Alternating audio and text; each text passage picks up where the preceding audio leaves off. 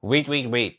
We asked kung ano ang best destinations for travel titos and titas. And ito ang lumabas na top 7 according to members of TPT Group on FB.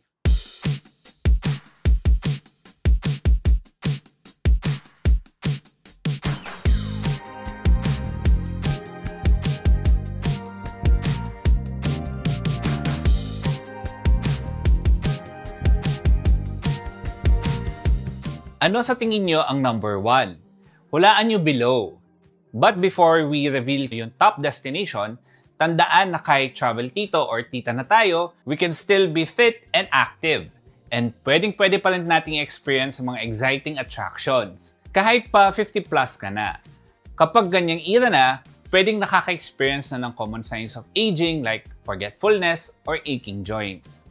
Pero you shouldn't let that stop you from traveling. With the help of an adult nutritional supplement drink like Livity, pwede ka pa rin makakuha ng right nutrition to help you keep up in your 50s. It has Neurofactor Plus na nakakatulong na ma-improve ang memory, concentration, and focus.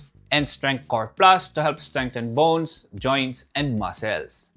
Meron din tong 28 vitamins and minerals for overall health. Back to the list! Ano ang number 1 destination for travel tito and tita na nakakuha ng most votes?